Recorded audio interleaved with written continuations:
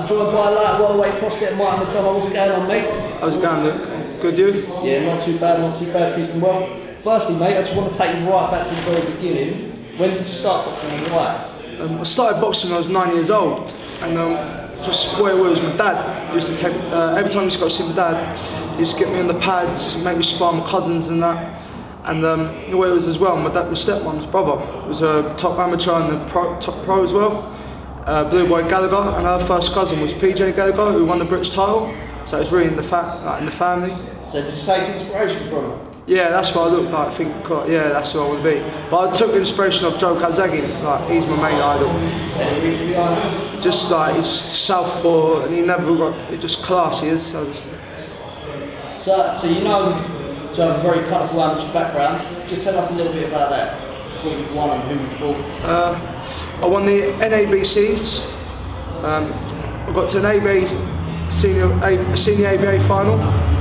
Got a Three Nations gold medal up in Cardiff. I boxed in 2 GB championships against top oppositions, and I boxed 4 GB boys. No, 3 actually. I boxed Luke McCormack, Dalton Smith and Conor Loftus. And I boxed top 2 boys from beat 2 top boys from Scotland and Wales, Billy Edwards and Robin McKenzie. And how do you feel fighting those guys, the likes of those, that put you in good stead for the progress? Oh yeah, like they're the best. They're the best there. They've been all around the world. It's good.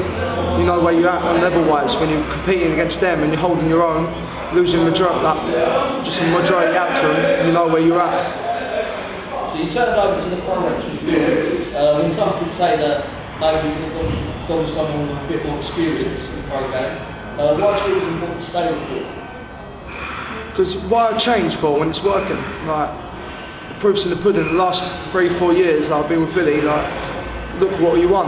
Like, I'm not going to change something when it's working, and we've got a good partnership. So I'm not going nowhere anytime soon. I think he's the right guy to lead you to where you want to get. Yeah, Billy's the right person to lead me to the top. We're going to go all the way. You signed a management deal in 2017 with MTK. How's that gone so far, and how did that come about? Yeah, I signed a deal with MTK. It's going good. They're keeping me busy, opening doors. It's good to keep busy with them. They've got plenty of shows. You can get opportunities like Box Nation now. They're on the Box Nations. Open a load of doors. And to MTK, what it was, I was out in Marbella with Billy on a training camp, and we ended up bumping into Tom Stalker. And I ended up doing numerous rounds of sparring with Tom, and training with him out there, going on runs and that. You know, becoming quite close with him, talking to him and that, texting him on Instagram, stayed in contact. And when it was time to turn pro, I contacted Tom, and he got us in touch with him. Why did you feel that was the right time to turn pro after December 2017? It was time to go, because where was it? I could have gone on GB again and done another assessment, but the way I was looking, I was 23. The next the Commonwealth Games team was already selected. And then the 2020 Olympics, it's a long time, so I thought, I've done all, I've reached to the top of I can as an amateur. I thought it's time to go now. Yeah, you're known as a back foot fighter, a counter punch fighter, very good with your range and picking your shots. Is this a style that you've always approached your fights with? Yeah, as an amateur, I was always on the back foot.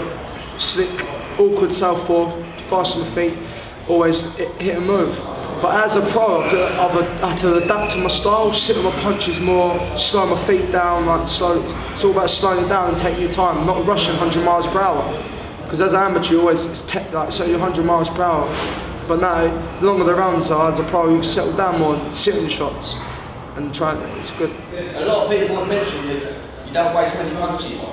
You're taking this professional game very seriously. You're using these early fights as an apprenticeship and learning your trade. Why do you think this is important? Yeah, it is. I'm getting all the rounds as I can. But every time I'm fighting, B just says don't just be patient. Don't rush in, throw silly shots. It all come naturally. And I just set on my shots more, look at variety, and I don't waste nothing. You just keep patient. I've set everything off with a jab, and it's good to get the rounds in, because if you keep stopping people so early on, it will be hard to get the rounds in when you do step up. So it's good to get the rounds in and keep learning, and then time you want to push on to, like 8 to 10 rounders, you can do the rounds easy. And you've been very active in your first year. In 8 months you've had 4 fights, 4-0, not giving a round away. How do you compare this to how you'd originally planned your first year? I don't know. I just like I don't really know now, but it was like it was good. I didn't know when I turned, but I didn't know what to expect. It's a different ball game. But then that MTK South, get you out in April. I had my debut in April and got me out again. It's just good to keep active. Like it's good to keep in the gym. I'm always in the gym, even as an amateur. I was always in the gym. Ready. Billy would call me on the Thursday, say you want to fight on the Friday. I was always ready to fight. So I'm always been active. I'm an active boxer. But as a pro now, you learn to adapt. Like you don't always have to hit peak times. You're always on your peak. As an amateur, you're always on your peak. As a pro, when it's time to be near your peak, then you can go. Like that's what you've got to do. 6 weeks camps and that. And you're happy with about 2018 as long? Yeah, I'm happy. Yeah, it's been good. What's the plan for 2019 and the new year? To be in the new year, hopefully have 4 or 5 more fights. My next fight's a 6-rounder, so hopefully push on and do a few more 6-rounders then, and then push on to 8. And hopefully, if I get to about 9-10-0, hopefully be pushing for a Southern Area title in the back end of next year. We've seen on social media, it's been a little bit back and forth between your team and Mason Smith's team. So you fought in the amateurs twice, 1 apiece. Yeah. Could you look at something like that? Or yeah, 100%. Yeah. Listen, when that fight's 100% there, that fight is going to be a good fight. I'm sure there's a lot of people interested to see that fight.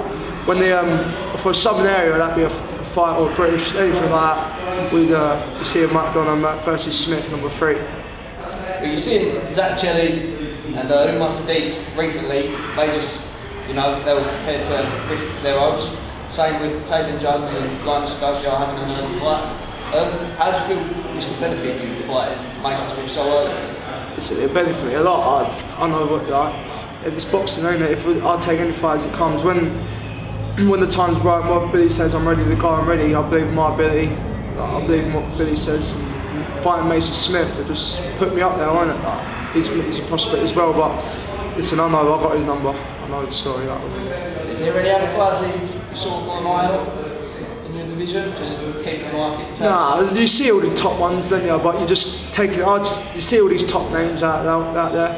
But I look at them and think that's where I want to be at the time. But I just keeping my head down, keep winning, and just beating people they put in front of me.